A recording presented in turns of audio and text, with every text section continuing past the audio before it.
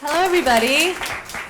Hi, this is so great. What a great turnout. My name is Michelle T. You're in the Exquisite Insanity panel about insane people who write and also have babies. So I'm going to just start introducing people. And starting down here, we have Kate Schatz. And Kate Schatz is the author of Rid of Me, which is a super spooky, beautiful novelette that is inspired by P.J. Harvey's album Rid of Me, that's on the cult favorite Press 33 1/3. And more recently, she is the author of the New York Times bestseller Rad American Women A to Z, which is so rad. And nearly... The illustrator. Look, there's the illustrator right there. Hello, Miriam Kleinstahl. Wow! Oh my God! Beautiful. Amazing. That's so great. The book that nearly put City Lights out of business in a good way, because it's like the biggest selling book they've ever had, like bigger than Howl. So amazing. Bigger than Howl. Okay. It is a good thing. I mean, City Lights is fine. They're very happy. Everyone's very happy about this book. Sitting next to Kate is Katrina Alcorn, who I'm so excited to meet. I read her book, Maxed Out American Moms on the Brink, and while I was pregnant, it really scared me. But it's such a great, compulsively readable, wonderful book. She is also, she keeps the very excellent blog, Working Moms Break, with the great tagline, for moms who can do it all but wonder why they should. It's like the greatest. I love that. And next to her is Carolina de Robertis, and she is the internationally best-selling author of The Gods of Tango, Perla, and The Invisible Mountain, which was a best book of the year for The Chronicle, for Booklist, and for Oprah's O Magazine. So thank you. That's an appropriate bunch of oohs. And then right here, we have Aya de Leon, and she is the... Oh, fan favorite. She's the director of June Jordan's Poetry for the People program at UC Berkeley. Yeah, so cool. Her work appears in Exojane, Women's Day. I'm like everywhere from Exojane to Women's Day, and everything that's in between that. Bitch Magazine, HuffPost Live, and she has this book, Puffy, People Whose Hair Defies Gravity. This great kids book that's going to be over there. So cute. All right, and all of these people are way more accomplished than those simple lines, but I'm just trying to keep it trim over here, And I'm Michelle T. My most recent book is How to Grow Up. And thank you. Which is really, really funny. She's you not going to say this, guys. but read her book. I try really, really hard. Okay, so first, I guess I just want to know, I want to know how old your kids are right now. Like, what are you working with? You know what I mean? Like, what are you working with? But I also want to know, and I'm sure everyone here wants to know, like, what is your work like? What are you working on? Give us an idea. Go. Oh, am I going to start everything because I'm at the end? Not if It's you okay. hate that. So You can be flexible. I am working with an almost 6-year-old girl and an almost 2-year-old boy. So almost 6-year-old just is about to finish kindergarten, and almost 2-year-old is almost 2. And they are not here because my husband has had enough of wrangling them at my events, and he's done a really good job, but we've had enough. And then what am I working on now? Yeah, what's your writing like, and what are you working on right now and stuff? Great. I am sending a lot of emails. I'm writing a lot of emails right now. Yeah. And I am really excited to be starting the research and work on our next book, which is going to be Rad Women Worldwide. So we're starting to work on the follow-up. I am a teacher as well, and my students graduated 2 days ago. So I am now free to start thinking about the next book and really getting into the writing. So I've also been writing, responses to student work and a lot of that stuff. So school's out, and now I can focus on the next book. Cool. Yay! So kids, I think I skew the curve on the older side here. So my youngest is now 8. My next one is 12 in middle school, and my stepdaughter is 14. So anyone who needs advice about teenage girls can come see me after this panel. They definitely get in the way of your writing. In terms of what I'm working on, how many people have kids right now? How many are thinking of having kids or more kids? Okay, so it's like most of us. So I don't want to bum you out, and that's why it's really good to have a mix of perspectives here. But I will tell you, I am not working on anything right now. The most writing I am doing is in the morning at 5, when I drink my tea, and before I head to the gym, and before I head to my job. And then when I get home, I take care of my kids. And what I've learned the hard way is I can't work full time and write. And so what I've figured out is I buy back my time. But right now I'm earning that. So that's what I'm doing. Yeah, that is real. Hi, I'm Carolina, and I have 2 kids. My son, Rafael, is just finishing kindergarten, and one of his kindergarten classmates is right here. Hola, Senia! ¿Cómo estás? That's Senia, his classmate. She's awesome. We went camping together. And then my daughter is 2, almost 3. She'll be 3 in July. And she's got a lot of life in her, and that's a beautiful thing. And the hands are very full all the time. And creatively, I am working on my 4th novel, also working on getting ready for the launch of my 3rd novel, The Gods of Tango, which actually doesn't come out until next month. And that occupies bandwidth in a beautiful, exciting way also, but is another thing sort of on the stove, as we know. And then I'm also working on a documentary film project. My wife is a producer-director, and we have spent about 3 years producing a film about people of African descent in Uruguay, and which is my nation of origin. And it's a passion project. It's not, it's not funded, and so we are also very much exploring how to continue to make space for realizing this vision and making good on all of these interviews and the incredible stories that people of African descent in my country who are so invisible have entrusted us with. So how, I don't know, but we are. Yes, please. So I have one 5-year-old daughter who's on her way into kindergarten, and she keeps me really busy.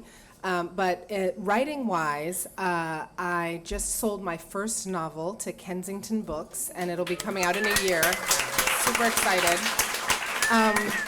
And it is a feminist sex worker heist novel set in New York, so it's very different from my life as a mom. Which is another interesting thing about being a writer mom, depending on the material you're working with. And then in my other working life, I teach creative writing and poetry and spoken word at UC Berkeley. I'm also working on a collection of essays having to do primarily with race and gender and being a feminist. A lot of the pieces that I've had placed over the past couple of years in places like Exo Jane and Bitch Magazine, I'm collecting and writing some new kind of mini memoir stuff. And then the only other thing I have to say is I am a 2nd generation artist mom, and by complete coincidence, we're in the venue that my mom developed as Anna's Jazz Island, because she's a jazz singer. So I'm really proud to be the product of an artist mom and continue the lineage. And she closed the venue so she could focus on her art and her singing. That's really special, yeah. So let's just get dirty right away. So when you guys were new moms, sorry about this is getting a little funny. Maybe it's because it's too close to my cell phone or something. When you guys were new moms, what was your writing process like? What was that, even if there was no writing process, what was your mental struggle or your mental process around it? And over the years, how has that changed for you? What did you have to change? And maybe what just changed sort of organically? Let's start with Katrina now. So I think I know why you picked me. So I have to explain what my book is about. So my book is called Maxed Out, and it's about me being maxed out. And my writing process, to answer your question, when my kids were babies, was I would always write in my journal, like I still do, in the morning while I was drinking my coffee or whatever before I went to work. And I'm so glad I did that, because years later, when my last child was born and I burned out at work and I had to stop working because I was a complete wreck, physically and mentally, the only thing I was kind of fit for was writing, and that's when I wrote the first draft of my book. But because I had those journals, I had all these details about when my older ones were babies that I never would have remembered. And people are constantly telling me when they read my book, how, like friends of mine who have kids the same age, are like, I can't believe you remember that stuff. And I'm like, I know, I don't. I wrote it down. So, but I, like I said, I had to take time off. Like what I find with writing is I need like really luxurious swaths of time to really get into the fullness of writing. And I can edit on the side. Like once I'm in editing mode, I can work and do that. I will say that the first year after my daughter was born, my writing life totally sucked. It didn't exist. And it wasn't so much because I didn't have time. I just had no brain space for it. Like I had no ideas. And it caused me a lot of anxiety because I went through some times where I was like, oh my God, maybe this is it. Like maybe I'm not a writer anymore. I'm not an artist anymore. I would like sit down when she was napping and be like, okay, here we go. And I just felt totally like brain melted. And I had one of my best friends is a writer, and she lives in Italy, and she did not have kids at this time, and we would have these email sessions or phone conversations or Skype, and she would be like, come on, you can do it, like Shirley Jackson had 4 kids, and like Joan Didion did it, and she would do this all the time, and I was like, I know. And she then had her first kid after mine was older, and she went through the same thing, and I had a moment where I was like, right, see? So, and it took me, I think, probably about 1.5 years after having my first kid to kind of feel like I was getting my creative juices back. And I actually feel more creative and more motivated to work now that I have 2 kids. I don't know why. Maybe it's because I now have even less time, so I value the time that I do have even more. Or maybe it's just because I've kind of, to some degree, got the hang of having the kids thing. But my brain feels more mine. I feel more mine. I feel more like myself again, which I did not feel for like at least 1.5 years. We've actually joked that we should have a collection of our emails, my friend and I, called Shirley Jackson Had 4 Kids. And That sounds amazing, it'll be actually. about, yes. And this friend, actually, I'll stop with that anecdote, but she just last week texted me in a panic. She's pregnant. She just found out she's pregnant, and they thought it was twins. And she has a 3-year-old, and she has a novel that's about to come out, and it actually turned out it's not twins. But we had a lot of back and forth about Shirley Jackson and all of her kids. So there's so many things I could say about this that I feel like rather than actually attempt to fully answer the question, I'm just going to focus in on 1 or 2 pieces. And one of them is, yes, it was hard to find the time to write, sleep deprivation, and this little being completely dependent on you and wanting everything from you and you wanting to sort of disappear into this world. For me as a novelist, I really need long swaths of time, long swaths of uninterrupted time, and that's really, really difficult. When my first child was born, I had to go away. I had to go physically out of the house in order to write. I couldn't write in the house. And even though he refused the bottle and he would scream when I left, I would leave. And I had to leave in order to write. And part of that leads me into like the second piece so that was one is like that it is hard and to just be kind. I needed to be kind to myself. I wish I'd been kinder to myself, but the times when I could manage to be kind with myself about the challenges and laugh through them, that was very helpful. And then the other piece to sort of zero in on is the way in which internalized sexism worked inside me around this. And I think it's really important to notice that this is not a panel called Exquisite Insanity, Parents Who Write. Because there are a lot of parents with a lot of responsibilities, and how and why is it that when it comes to women it becomes a thing? When I was living in Uruguay, I was on a panel with some French writers, and they'd been brought in by the French embassy in Uruguay, and we brought a panel together, we went out to dinner, and then these French writers who are very successful, and they write for a living, novels, and I'm very fortunate that I have an income stream from my novels. I still can't believe it, but I do, and so we had that in common. At dinner, they said, oh, how old are your kids? And I told them, and they said, well, do you find it hard to write? How do you keep writing? And I just said, well, don't you have kids? but the question was for me, not for them. And there was this assumption that, of course, for me it would be hard, but they're still going to write. And so internalized sexism, even though I have... And they were men. They were men. I'm sorry, did I not say that? But it was really clear. It was really clear. Did anyone infer this from the story? I can't believe I neglected that little detail. I'm sorry, but you get the idea. So these men who are like, well, then how do you still write? Is it hard? And so, my wife and I have what we call a culture of radical support in our marriage, and we've used those words for years, and they've gotten us through incredible things. And even with that culture of radical support, it's still hard for me. Internalized sexism was a really big thing in my head, sort of like, oh, I need to be with my child, even though there's a part of me that really wants to go away and write. And negotiating that and kind of coming up against the way I was raised, which was in a very conservative way with regard to gender, and undoing some of that was one important thing in freeing myself and allowing me to take my work seriously and continue to create the room for it as a mother. When you first asked the question, like, what was it or how was it, the first thought I had was remembering a sense of desperation and despair. Like, that's what I recall. And also naivete. Literally, just before I went into labor, I finished the second draft of my novel. I emailed it to the assistant of the agent who had expressed some interest, and then my contractions began. And I thought, and I had been telling my daughter, like, just wait till I'm done with the draft, okay? Wait. And she did. And literally, I was in labor within an hour, and I just thought, oh, this is all so blessed, and the golden light of whatever is shining on, blah, blah, blah. Anyway, so I sent it to her, and I thought, okay, well, during my daughter's first 6 months, it'll give the agent a chance to check it out, and then everything.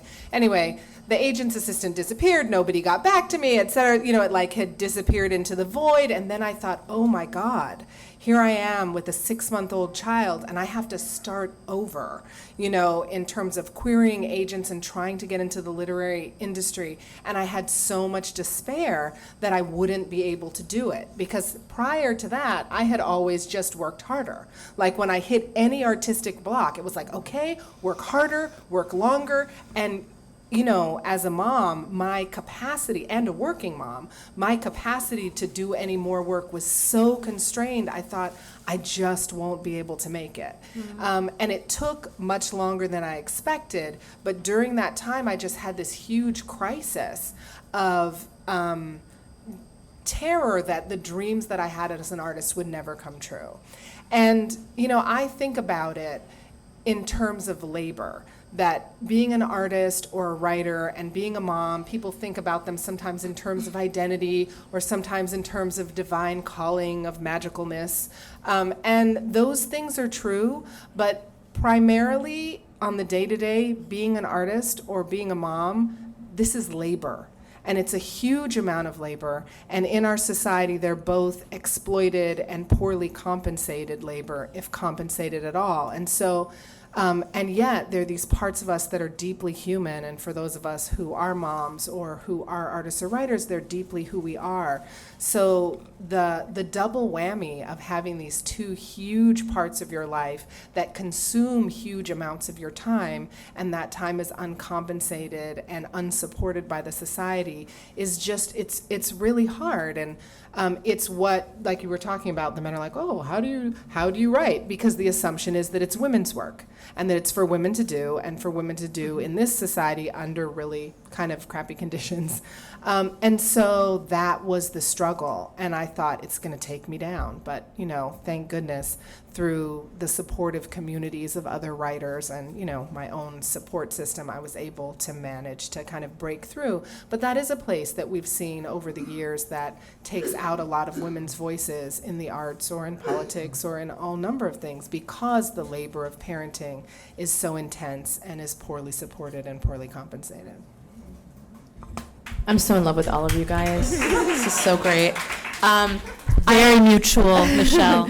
I want to know, how has being a mother enriched your writing? Because we know how hard it is. And also, how has being a writer enriched your parenting? So if you guys could speak to that. you want to start? We can go down the line like Yeah, oh, that's so great. So egalitarian. So the first piece was how has being a mother enriched your writing. enriched your writing Yeah. so much. And I think I'm so thrilled you brought that up because, because we talk about the maxed out piece. We need to. We don't talk about it enough. We do need to talk about it. And just to clarify, when I say why is this panel called Moms Who Write, we do need the panel called Moms Who Write. We absolutely need this because of the society we live in and what we're carrying in our skin as well. So when I finished my first novel, it actually sold to a publisher, and 6 days later I found out I was pregnant with my first child. And so I was about 6 months pregnant when I had my last edit with my editor at my publisher, Knopf, and I was able to reread it while pregnant and kind of check all the parts where someone is pregnant, which is actually a lot of parts of this book, and kind of check them for, does this still feel right? And that showed me, that was just the first glimpse of, what we live, we can pour into our writing. For me, as a fiction writer, I use everything. And inevitably, if you're going to write big novels with big ideas and lots of characters, you're going to write people who don't share some of your experiences, but you draw on what you have inside you. And I mean, there's just so much about parenting that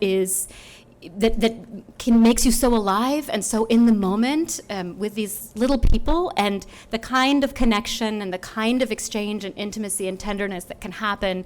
It's torn me open, it's annihilated me, it's made me new, it's filled me in ways I couldn't have expected, and all of those things I can draw on when I write. And I read a lot as a writer. I think it's important to read. And one of the things that really pained me when I first became a mother was I don't have enough time to read. I read while breastfeeding, like balancing the book and like this, and trying to get reading. And I finally let go and went, I don't have as much time to read anymore. I barely have time to brush my teeth. But my children are text, too. And I started to take time when I couldn't read to just let them be the text, if that makes sense. Just read them. Look at them, be really present to them, let them fill my well. And I realized that was another way in to nourishing the creative part of me that worked. That's such a great answer. It's hard to. Oh, are we going this way? Which way are we going? Sorry. I agree with everything you said, and I think that it's not only parenting that can do this for our writing. I think any deep human experience changes us as writers, and we have to, as writers, our job is to be alert to those experiences and to take them in and find a way to put them on paper. The other thing I would add, though, about enriching writing is there is a thing that happens when you have kids where suddenly your sense of time totally changes. There's the day-to-day time where you suddenly things get much more structured, but there's also, for me anyway, maybe I'm just the dark one on this panel, but I really got in touch with my mortality when I was pregnant. It started when I was pregnant. You guys too? I had these like deep, intense moments of sort of like meditating on life and death and these two sides, and there's also something about having children that their ages mark time. And so all of this is to say it lights a fire under you to get stuff done. Because when you're, before you have kids, I think often you feel like you have endless time and I'll do that later. And for me, definitely, I feel like I don't have a lot of time, and my kids make me want to be a better person and do stuff that they'll be proud of. Yeah, exactly that. Pretty much. No, and I'm also so glad that you asked that question, because again, it's easy to talk about like, it's hard, how do I do it? But it's also the best thing ever. Like I love being a parent and I love writing, so to be able to really put my time and energy into doing those things is amazing. And I think after having kids, it changed my writing in a lot of ways. I was working on a novel based off of my mother's experience of getting pregnant in the 1960s and going to a maternity home and giving up her child for adoption. And that was something I was interested in before I was a mother myself. And then once I was, I just saw it from this totally different perspective, my relationship to my mother, to her story, to pregnancy and birth. And so I was able to take that in a much different direction because I had this completely different perspective. But also, I mean, I wrote a children's book, and now I kind of only want to write children's books. And that novel is actually becoming a young adult novel, and I feel very happy in that realm. But it is incredibly satisfying and wonderful to be able to have written a book that my kids can read and look at. And I've always loved children's literature, but it wasn't until I had my own and was completely immersed in a million children's books that I was like, oh, I want to do one of these myself. So. Yeah, I would definitely echo what's been said. I think before becoming a mom, I had thoughts about when I could write and when I couldn't write. Like, no, at night, I'm just too tired. And at this time of the day, it's just too, and, you know, what shifted was like, oh my God, I have 20 minutes. Like, I can really get something in there. So the procrastination became a luxury good. And then the other thing for me about becoming a mom, for example, the puffy hair book that I did, that was absolutely based on having a daughter, and in particular having a black daughter, and looking out there and being like, oh my God, just the level of sexism and racism and invisibility and colorism in the field out there visually and story-wise was really upsetting to me, just as my daughter, the sponge, is taking it all in. And so I've become not only that's a book that I self-published while I'm working on my smutty heist book, but also just thinking about writing in these other contexts, like, for example, Our Kids, Our Friends, and just rewriting this book that we had with my daughter and her son as protagonists in it that I read to them, and just thinking about myself as a writer, writing and hacking and parodying and changing all kinds of stuff, or the ways that I edit books as I read them to my daughter and make the characters female. And, just there's a way that parenting makes me want to take control of all of the stories around me, both the stories that I read for myself and create, but also just in the narrative of my daughter's life. That's super important to me. And then the only other thing that I'll say, because I think it's important, and I've written about it in Mother Magazine, I terminated a pregnancy in my 20s and then had a kid in my 40s. And so for me, there was something very powerful in terms of going full circle between being very clear, like, no, I'm not going to have this child. And there's things that I want to do with my life, particularly around being a writer, and then deciding in my 40s, ooh, I really would like to have a child. I hope I can do that. And then doing it, that has been a really interesting full circle that, is very powerful, like we were talking about in terms of characters, different parts of human experience. Choosing yourself and then actually choosing to be in service to this other person has been a powerful set of choices in my life. Okay, this is what everyone has really come here for. What's your advice for all these people out here who are writers with children? Give them some advice. Help them out. We'll start with you, Aya, even though you just went. Tell them how to live. Right. Well, so I think this is still worth saying, even though you could have inferred it from everything that we said. It is hard. Mothering is hard, writing is hard, and mothering while writing is hella hard. And, we live in a society that will, tries to put labels on things like it's a self-esteem issue, or it's a time management issue, or it's a, do you feel deserving, whatever. That the obstacles that you're up against, they're very significant external obstacles, and so not to blame yourself for them. But then also, like you talked about with internalized sexism, we also, based on what we've encountered in our lives, have a parallel set of obstacles inside of us. And so while keeping an eye on what's outside of you, really figure out how to battle what's inside of you. And the biggest thing that I see that happens for moms is isolation. Yep. It's incredibly isolating. So it's like, get your team, get your posse, find your people. For me, one of the crucial things here in Berkeley was the hacker moms. Yes. And the hacker moms is kind of an artistic, entrepreneurial maker group of women. And it was like, oh, my tribe as a mom.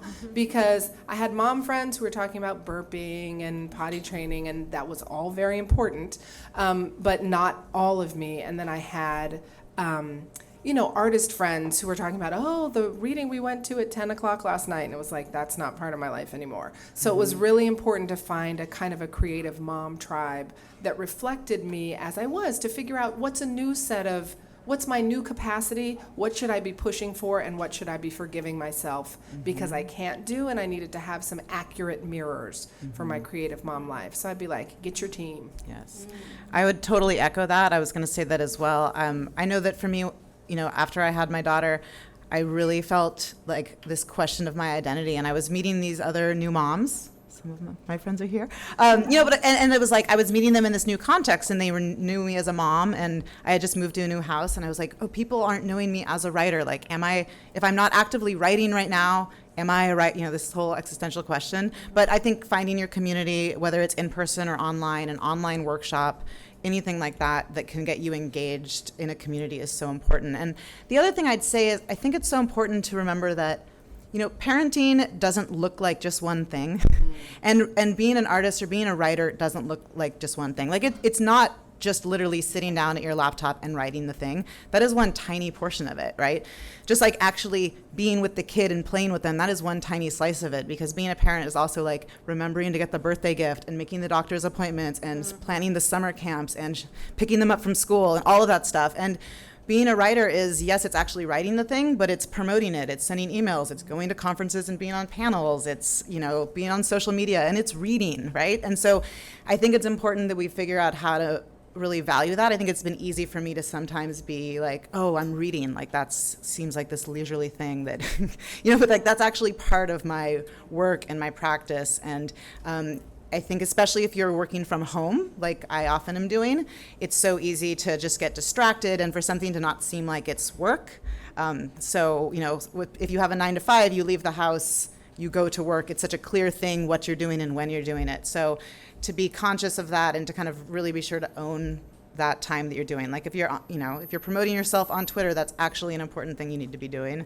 That's not just loafing. I mean, maybe sometimes it is, but but yeah, but realizing that it's a multifaceted thing that is not going to look like one cute thing where you sit at your laptop and you write for an hour. That's just a little part of it, and there's a lot more. I have a really specific piece of advice. Especially, for those of you, if you're feeling subsumed by young children, which is something I think a lot of us feel. Another thing that happens is we feel really isolated.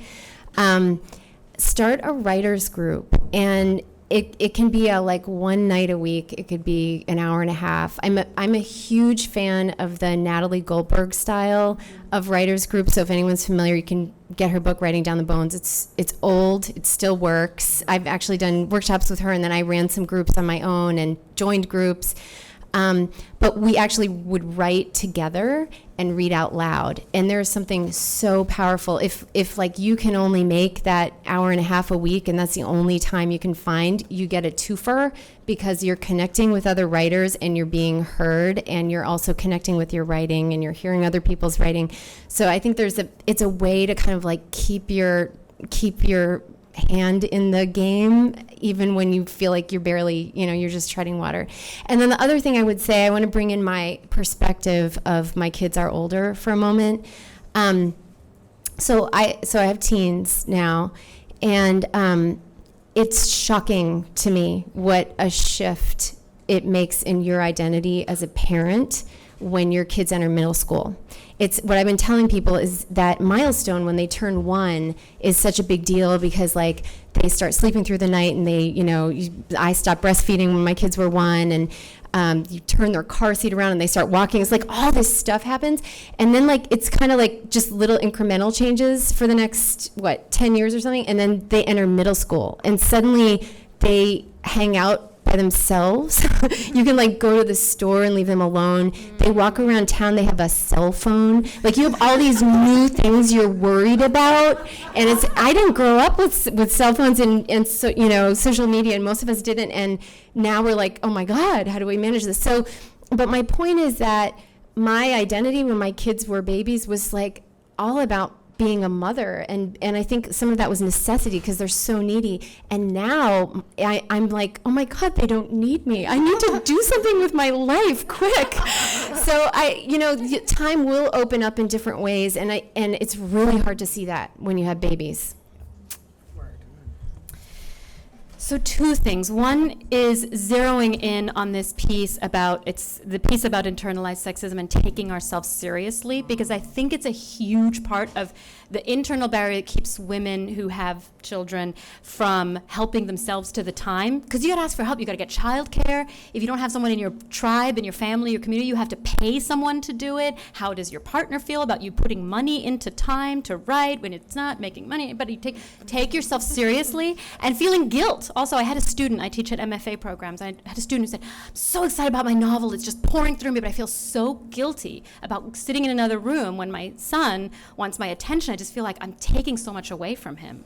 I said, you are giving him the most incredible gift. Because one day, however many years from now, you're going to be done with that novel. And whether it comes out by a traditional publisher or it's self-published, or you go to this was my backup plan when I was working on my first novel, you go to Kinko's, outdated, I know, make 10 copies and give it to your closest friends, you have made a novel. And this is something that you were put on the planet to do, or else it wouldn't be so urgent to you. And so he will have a self-realized mother who is an artist, and he will know that, and that will be a gift for his whole entire life.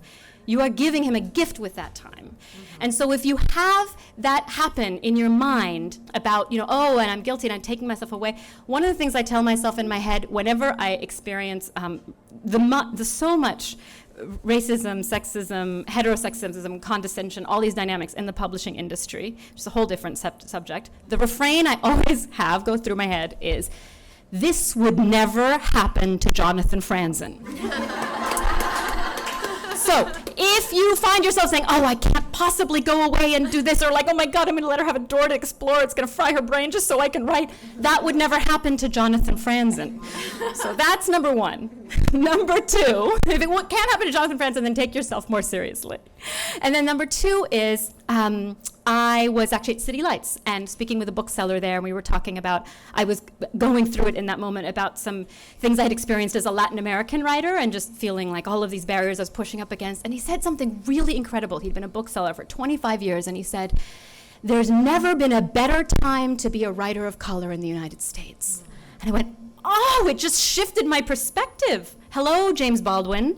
Hello, James Baldwin, right there. So, yes, it's hard. But there's never been a better time to be a writer-mother in the United States. We have all this community. We're having this panel. Was this happening 40 years ago? And we're here. If you are someone who is full of a desire to be an artist and a woman and a mother, you are in excellent company, and the world needs your voice. That's right.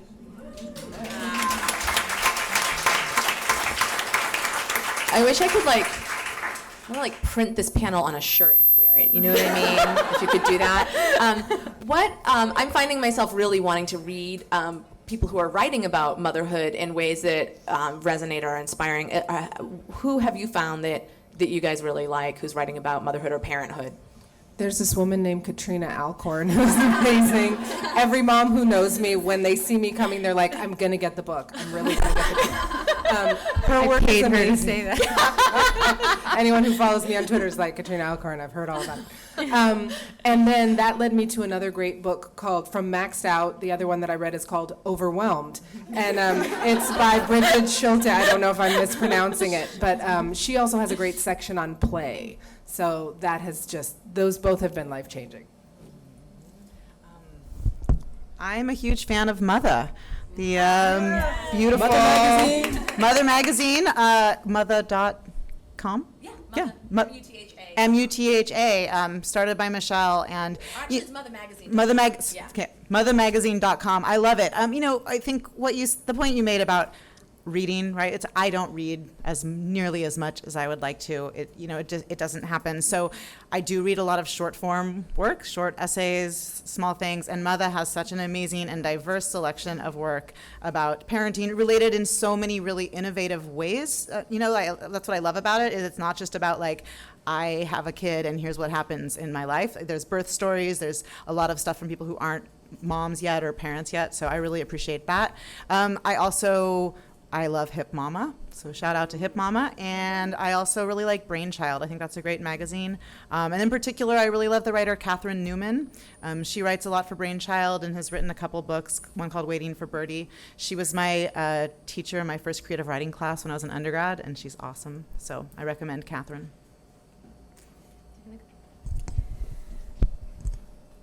Wow, I just feel like I want to go and read all of these resources that you've all said.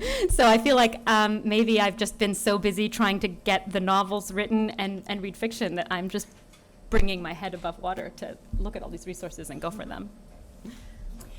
I have to do a shout out to Anne Lamott, because I read operating instructions when I had a baby, and when I was pregnant, I think, with my first baby, and it was like it encompassed all this, like all the neuroses, and it was so funny, and it just made me feel better about my life. I have to say, I'm looking forward to seeing Michelle T. write about motherhood now that she's a mom, because I just finished her memoir, which came out pretty recently, right? How to Grow Up, and it was so funny. And a lot of the book is about that decision about whether to have kids. And I'm reading it, and I'm like, oh, but she has a kid, but it's not in the book. So, so I'm looking forward to seeing what you write. And I will say, I'm farther into this motherhood thing, and I find that I need to read stuff that has nothing to do with parenting. I'm like back to reading The New Yorker. I didn't do that for about 7 years, and now I'm back. So again, just like thinking about the future. I think it's time for us to start taking questions from you guys, if you have any. Oh, yes, an eager questionnaire. I'm wondering if I read a lot about stuff that's hard about motherhood. I feel like a rejection towards social media is very happy selfie kind of moms. And I wonder, how do you deal with like writing stuff like about sex that's hard, or about partnership when you want to kill your partner, or when your kid is being a little jerk, and you write about that. But how do you deal with it? Because your kid's going to get older, and they're going to read that. and if you, I don't know, if you're like dealing with that with like the smutty writing, or I don't know. I just want to know. So basically, how are you going to deal with your children eventually reading your work, whether it's you're writing about them or you're writing smut? I'll take the smut question. Well, first of all, I just want to say we were sharing a lot of resources, and I was thinking about resources specifically that focus on women of color and who should walk in, but Milan Carter-Gilkey, who writes for Mater Mea, which is an online resource that focuses a lot on women of color.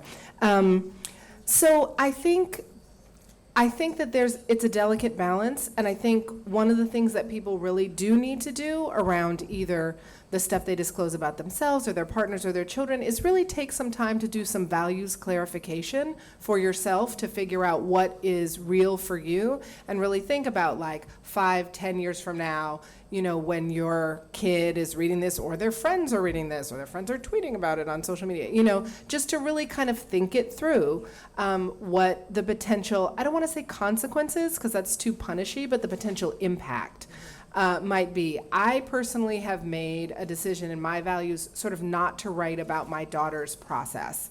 There are these moments where I'm like, that would be so poignant, but you know what? That's her life, and I'm not necessarily gonna do that. But other folks, there is really a greater good about telling our stories, even the difficult or painful parts. So I think everybody's got to figure out where they land around that. as far as the smutty stuff, sometimes I'm like reading something on the phone and my daughter is sitting there and I have this moment of like, oh no, I'm reading this in front of her, and then I remember, oh right, she can't read.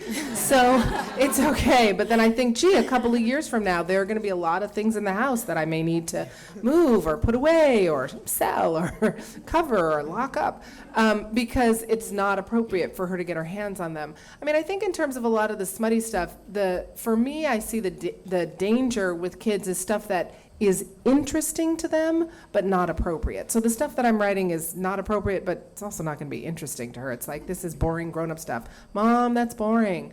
You know, so she's not going to be interested in it yet, and I'm sure that by the time she's old enough to be sort of even curious about that part of what I'm writing, I'll be able to have some conversations with her that will put it in a context, and if she wants to read it, maybe we'll read it together, and I can talk with her about it. I will say, so my publisher is super commercial and has all these really sort of bodice ripper, like black bodice ripper looking books. And when the editor sent me some of their books, I was like, oh, you know, I was reading them, I had to like cover them because it was just, the images were so inappropriate. So it's definitely a dance, and there's some work to be done, some decisions to be made, and some time investment into holding those boundaries. But I think some of those boundaries are actually really appropriate, because some material that I am writing about for adults is controversial and complicated, and my kids shouldn't be exposed to. I've often wanted to join a support group for people who publish memoirs. I can't tell you how many nights of sleep I lost before my book came out, just freaking out about what everyone in my life was going to think. And I wrote about, I think, all the things that you talked about. I wrote about fighting with my husband in pretty great detail. I wrote about, there's a little racy, sexy scene there, you know, and there's a bunch of stuff about my kids. And I guess what I can say, one thing I know I've learned now is the kids will read it when they're ready, and they won't read it when they're not ready. And my kids have not read my book. My stepdaughter, like every once in a while, she'll be in a bookstore and she'll text me a photo. She'll be like, "Oh my God, Next Out is in this store," and like I think she's really proud that it's there. And she's read a few pages, and then she was like, it wasn't for her. So the other thing I would say is, Brooke. Is Brooke still here? Brooke Warner. So Brooke was a big part of me getting my book edited and published. She was my editor, and she also counseled me. It was kind of therapy at sometimes. And when I was freaking out, and I actually had a publisher, I was like, oh my God, people are actually gonna, you know, they might actually read it. She was just really good about kind of putting it in perspective and being another set of eyes to be like, it's okay. It's not that sexy of a scene. Like, people will still be able to have dinner with you. And so I think it takes a village. And like, when I would say my advice, though, is this is really, really important. When you're writing, just write. Don't worry about what other people think. If you worry about what other people think, you lost. So just write. And then when you have a publisher, you can start worrying and get other people involved. That's great. Yeah, my book, Rid of Me, is definitely not for kids. So I like that I've now written a kid's book, so my kids can be excited about that one, because they pull the Rid of Me book off the bookshelf all the time, because like my picture's on the back and they get all excited. But my daughter is learning to read, and so I've really just recently kind of been like, I should kind of reevaluate our bookshelf here. I'm just hoping that, that maybe she won't want to read it because I wrote it. Like, you know, it's like, I don't know. I used to sneak every book off my mom's shelf. I snuck Anais Nin off my mom's shelf when I was like 8, and I would like smuggle it away all the time. I'm hoping she takes the Anais Nin off my shelf and not mine, because maybe she just won't want to go there. So I think people have really beautifully and thoroughly answered the piece about sort of writing about your actual life, and also it's not what I primarily do. But as far as the piece of them reading your work, I agree, be completely free when you're on the page. There's going to be editorial cycles down the line. Be free, say it all. Say exactly what you think you can't say. The part where you're like, oh, I really can't write that. That's exactly where you have to go. Right into it as deeply as you can. And then with my novel that's coming out, The Gods of Tango, it's fictional, but I dedicated it to my daughter because I had dedicated the one before to my son. I was pregnant with her during part of the writing. And, it's a character who dresses as a man at first to survive in early 20th century Buenos Aires, joins a tango troupe. It's very macho tango underworld in the very early days, brothels, that sort of thing, discovers her lust for women. And it's very racy, it's very gender bendy, and it's very, very racy. And just to kind of, I won't go into more graphic description, but it really, it just keeps going there. I'm like, is it really? Oh, yeah, it is. And so when I told my wife, who is always my first reader, I'm dedicated to Luciana, she was like, I don't know if that's appropriate for a toddler. And I thought, well, I'm not dedicated. There is a future Luciana, who maybe will find, it's a story about freedom. It's about finding your freedom completely against the odds and being your full, bright, jagged self. And so maybe that is something that will mean something to her one day. What I'm saying is, why shouldn't our children read the racy things we write one day? It'll be appropriate one day. Cool. Yes? Okay, I apologize if this question is long, because I do lots of long questions, but, so Louis C.K., he recently said on some show that what he loves about having kids is that you give up what interests, your life, and you put it all in this other generation, and actually that's sort of what terrifies me about having children, and Katrina talked about, getting sucked into this, culture of momhood, and so, one of the things that drew me here today as a person who doesn't have children is, how do you become a mother and still maintain the awesome, still be Michelle T and still continue to be awesome?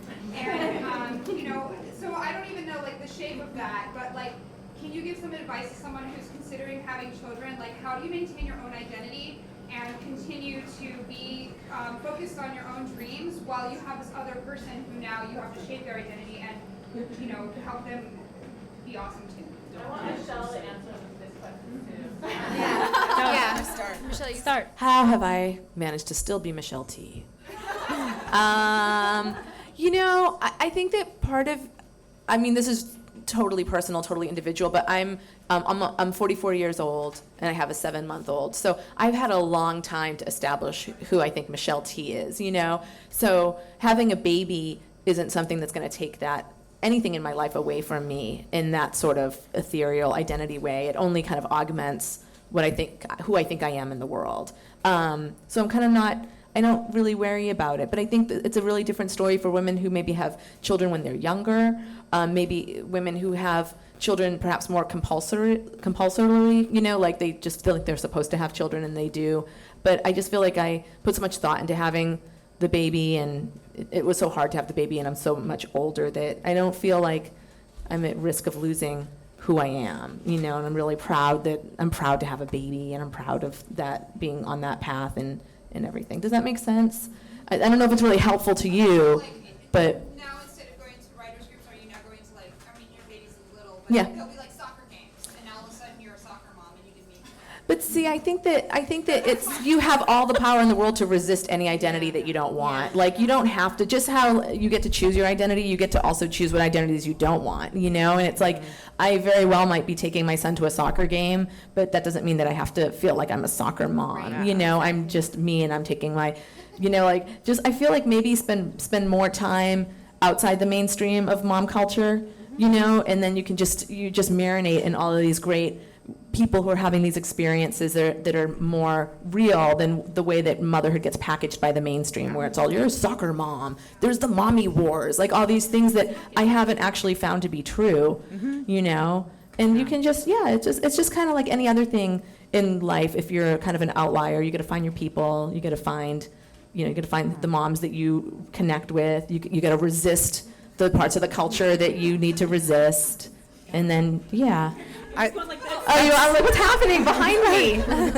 No, you have to, it's like both of you said, you find your people, you find your tribe. And I think part of it is patience too. The first year of having a baby, you're you are literally in the shit. You are so literally in the shit. And it does get better, you come out of it, but also, you find your people. An example, I remember going to a new mom group, the new mom group at Kaiser or where some place. And it's important to have those connections and to talk and be like, what is happening? Diapers. And but I remember looking around and being like, I don't know if these are my people. And then I met my friend Erin right here, and I totally like plucked her from the moms group and was like, you seem like cool. Do you want to hang out outside of this? And then, through that we were connected to some other people who I felt like my criteria was like, I feel like I'd be friends with this person if we didn't have babies, right? And you can do that at the park. Some of it is just spotting, like who's the other weirdo at the park, and there are a lot, And then you can go to soccer games and softball games, and you find joy in those things because it's rad to watch your kid like do taekwondo or something. But you find the people, and I'd also say, it's important to just keep doing the things that you like doing, and if you have the resources and the time or the partnership and support, to continue to go out. I don't mean like go rage all weekend, but like go out to dinner with friends, go out to things on occasion, continue to listen to music and read the internet. I don't know, whatever connects you outside of, and you want to read about parenting and read that stuff, but you also want to not read about. I read Berkeley Parents Network emails for so long the first few months. I would just like read all of people's advice and just like. And then at some point I was like, this is why I need to read something else. I'm just gonna go read some poetry and not read some mom's worried thing. So I'm really sorry to interrupt. But our time here is done. I'm so sorry. Thank you so much.